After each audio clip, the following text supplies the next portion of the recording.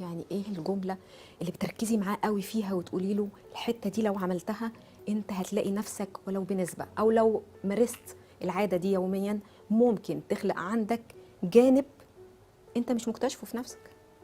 هي دي النقطة. الأول ببتدي أسأل أسئلة: هل عندك مشاكل صحية؟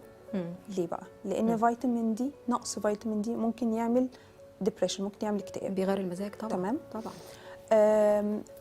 اوميجا 3 مثلا، انت ما بتاخدش اوميجا 3 يبقى انت برضو طريقه تشغيل المخ مش صحيه خالص. تمام؟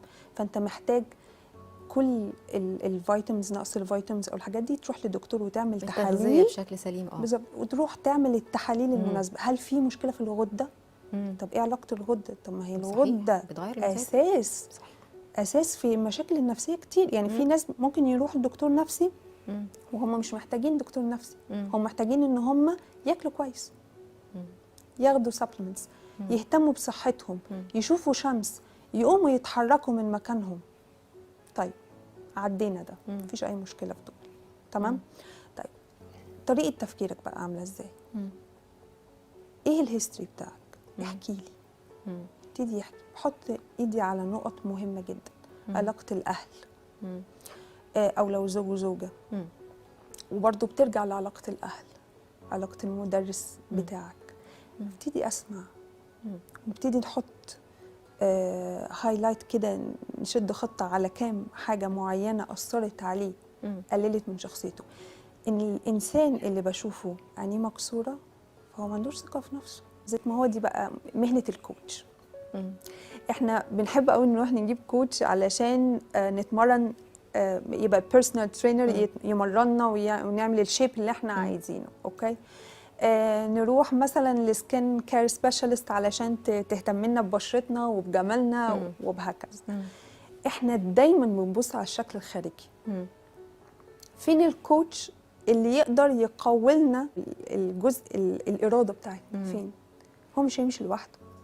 هو لو مشي لوحده كتير هيضعف جدا غير قادره انها تروح لحد كوتشنج او انه يدفعوا مبلغ زي ده علشان خاطر يدعمهم. احنا ما قلناش المبلغ. لا قصدي اقول لك ان هو عموما مش هيدفع فلوس حتى لو جنيه، يعني هو ما معهوش انه يعمل ده. هو يمكن يكون سبب الاكتئاب اصلا هو الفلوس. علشان فهو احنا ازاي هو يخلق دعم ذاتي؟ احنا في مجتمعنا مع الظروف الاقتصاديه والظروف الاجتماعيه احنا محتاجين نخلق جوانا دعم ذاتي، يعني يبقى بلت ان كده جوانا، نشتغل مع نفسنا.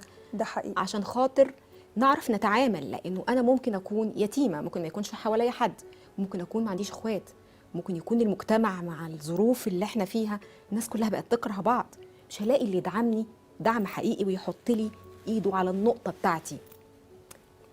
فايه اللي اقدر اعمله كدعم ذاتي لو انا كل ده مش موجود ومش هقدر ادفع فلوس ومش هقدر عندك اعمل حاجه؟ هدف في الحياه، عايز توصل لايه؟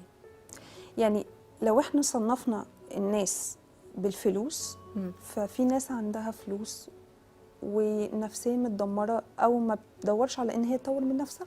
لا طبعا الفلوس في مش ناس المقياس في ناس أكيد. بالظبط، في ناس حقيقي ما عندهمش وكانوا بيحوشوا علشان يطوروا من نفسهم. الكوتش ممكن يساعد عادي، ممكن وده يساعد، جزء من بس شغله. انا عايزاكي تقولي حاجه في كبسوله كده اقولها للمشاهد. ادعم نفسك بالتكنيك ده. رقم واحد، اعرف ان انت ليك قيمه. وجودك في الحياه هو ليه سبب. حب نفسك، اعرف ازاي تحب نفسك.